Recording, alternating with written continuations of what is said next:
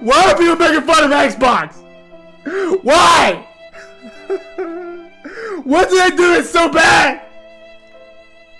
State of Decay 2 looks great! It was just a beta! They just played a beta! It wasn't the finished game! It comes out in 3 weeks! You can't judge it yet! Have you played it yet? No! Why is everybody making fun of Xbox? C&D's the game of the generation! The game of the generation! Whatever, they're trying! They're trying! God of War wasn't that good! Why am I being persecuted? Because I like Xbox! I enjoy their features! I enjoy the ecosystem! Leave them alone!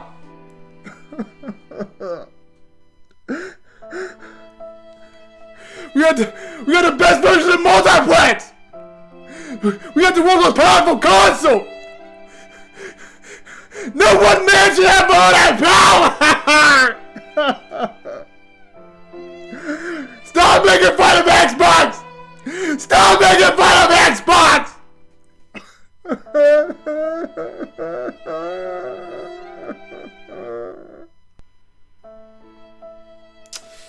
Yeah. I need rings, Super Bowl size. I need a fine dime with some Super Bowl thighs. You say you the truth, that's a Super Bowl lie. I flex on a nigga like a super swole guy. You come into the squad and you super gon' die. I make it look easy and I super don't try. It's funny, everybody always looking up to me, but I've always been a super short guy. Bye. What is going on, guys? This is JWax412. Welcome back. Yes, welcome back. We're here to talk about State of Decay 2, and holy fuck, it's been a long day on Twitter for me. Cause I'll tell you what. If you guys don't know the backstory by now, State of Decay 2, some gaming outlets got their hands on the demo or the preview, or whatever the fuck you want to call it, the beta, whatever you want to call it, the review copy, whatever, the pre-build, whatever. Okay, GameSpot, Eurogamer, shit like that, and they gave their general consensus of the game that they were given by the fucking developers. The game the developers thought was good enough to say, here you go, try that out. That's the one that they based their reviews on. So, how did that shit go?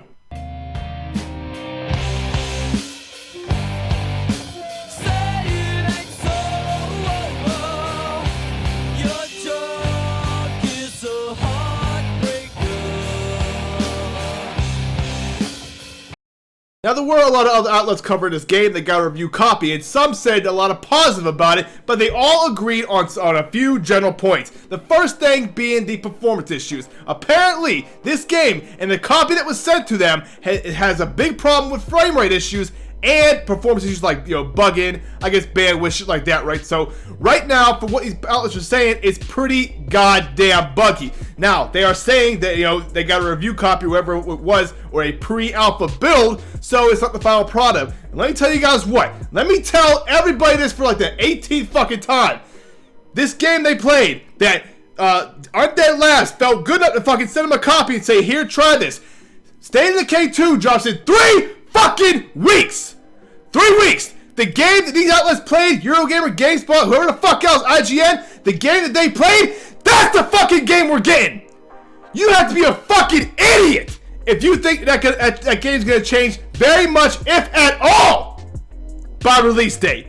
But here's the reason some people claim already media bias, people are just trying to, destroy the hype of this game before it even comes out. Media bias. Well, I might have actually believed that if the developers, that being Undead Labs, didn't come out themselves and address these frame rate issues and these bugs. Here's what they had to say. And I quote, "The build's a little bit older." That being the build, what he means is the game that they sent to all these outlets. The build's a little bit older. We're fixing some bugs. As we continue to support and develop the game, that's going to be a focus for us. It's going to be continuing to fix bugs people are encountering and improving their experience overall. Okay, now that already off the jump sounds like a goddamn what to you guys? A fucking preview game. As we continue, as we continue to support and develop the game, that's going to be a focus for us. It's going to be continuing to fix bugs people are encountering and improving the experience overall. At launch, we'll fix quite a few of the things that you encounter today. But as an ongoing experience, meaning a meaning a service-based game. Big open world sandbox games have a lot of problems that need to be fixed. Ultimately, any blemishes are overcome by the quality of the gameplay experience. Any blemishes are overcome by the quality of the gameplay experience. We'll get to that in a fucking second, because I'm gonna touch on the gameplay too. Emphasizing and focusing on everything being pitch perfect and bulletproof is certainly one way to do it. I am biased towards making sure the game is as fun as possible. I wanted to push as many features into the game as we needed to make that experience cohesive and compelling. And then take care of the problems that we had as we had time to do it. And then take care of the problems that we had as we had the fucking time to do it. As we had the time to do it. As we had the time to do it. Hey, Undead Labs, or Microsoft that matter, what the fuck else are you working on? What do you mean, as we had the time to do it? Real quick recap, guys, here. So what it is, that whole little PR speech there, that they are addressing the bugs and glitches that Eurogamer and whatnot pointed out. So, they are addressing, and they know that there's a problem with this game. They're saying they're going to fix many of the issues. Not all, many of the issues. All open world games have problems, right? All open world games have fucking bugs, glitches at release. And I'll agree with that. It is a common thing with open world games. And people want to make little comparisons like, oh, GTA 5 Online had problems, or this game had problems. Here is the major fucking difference. Fucking third party shit, right? There's no control with them. That company's gonna do what that company wants. The reason that State of Decay 2 is such a big deal is because right now, this is Microsoft's big IP. This is their banger, right? It's supposed to be anyway. This is all the fuck they have. So you would think that the few games that they are bringing out, they would want them to be at a certain standard. They would want them to be at a certain quality. This game isn't the prettiest game. It's definitely, it looks like a fucking last-gen game, to be honest with you. It's not going to win any awards for, prettiest game or like God of War. It is not a looker. I think we can all agree on that. But you would think that they would want this game to release in a state that was acceptable. Frame rate-wise, performance-wise, all that shit, right? You would think that, but fucking no, that is not their first intentions. So that is my major problem. And to reiterate here, the reason it's such a problem with Crackdown 3 because it's Microsoft's first party IP, and we expect Microsoft to treat your fucking first party IP like gold, polish it up, good and nice for us, especially for your Xbox One X owners or S owners. That is my fucking gripe with it. And I'll tell you what, Xbox guys are the first ones to say, as soon as you start critiquing something on Xbox, well, so-and-so didn't do this, or GTA online was fucked up, or this was wrong, or that was on. Hey, I'm talking about fucking Microsoft. I'm talking about their fucking platform. Fuck what GTA 5's doing. And here's the other stupid-ass thing with somebody who said, oh, GTA 5's online was fucked up at release. Yeah, it was fucked up, but the single player that was there, that we all know GTA 4 before GT Online, was fucking superb. It was filled to the fucking brim with content, had an excellent story, tons of shit to do, tons of shit going on in the background, it was very demanding. That game was well worth its fucking $60 purchase price. And then they added the online. So they got everything settled first, and then they add online. The online was an afterthought. This game, whether people want to believe it or not, this game is a multiplayer focused game, State of Decay 2. It is a multiplayer focused game. And when the multiplayer is fucking up, the game is doomed. Believe what you want here, this game is not designed for you to play by yourself, and not many people are going to play this game by their fucking selves. Okay, real quick, let's talk about the gameplay. Right now, the gameplay is for the most part what I expected, right? We all know it's a survival game. This is a sequel, so we kind of know what we were expecting, but we expect them to improve on the shortcomings of the first one and, put it in overall, just make it overall better, right? Which is what you're supposed to do with a sequel. Learn from your mistakes and move forward. Well, sadly, that does not seem to be the case. The graphics, for the most part, look pretty much the goddamn same. It still looks like a last-gen game, and there are certain mechanics here that are missing and should be there in a fucking game in 2018. How about this, for instance? Let's say you're in a car, right? If you're in a car and you are a passenger, you cannot look out the window, you cannot shoot out the window, you can do nothing in the car except open the fucking door while you're driving. That's about it.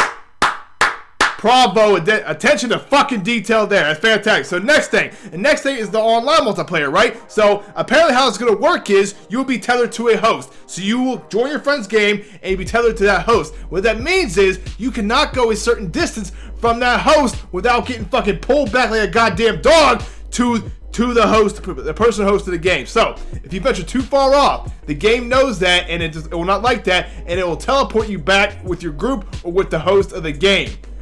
In a fucking open world game. So much freedom, so much fucking freedom in an open world game in 2018. That's bullshit. But probably the biggest thing here, probably the icing on the fucking cake or the straw that broke the camel's back, is the fact that this game is a multiplayer focused game with 4-player co-op.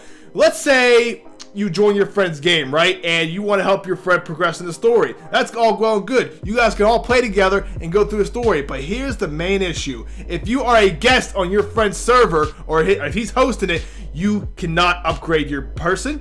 You cannot upgrade your fucking collectibles. You cannot upgrade your person. You cannot progress throughout the fucking story. That's a problem.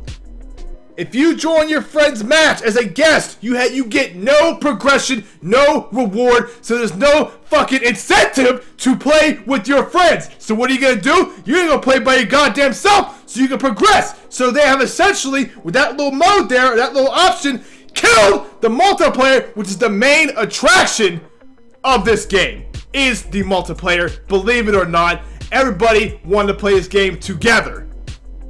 So there are multiple things like that that are already impeding this game before it's even released. And that's not hearsay, that is fucking facts, the things I just mentioned. Those 3 problems. Tethering, the fact you can join your friend's game and not progress at all, and then like I said, it's a little shit like you can't aim out a fucking car window, the fucking character models look fucked, the car models look terrible, the animations, have you seen the fucking animations?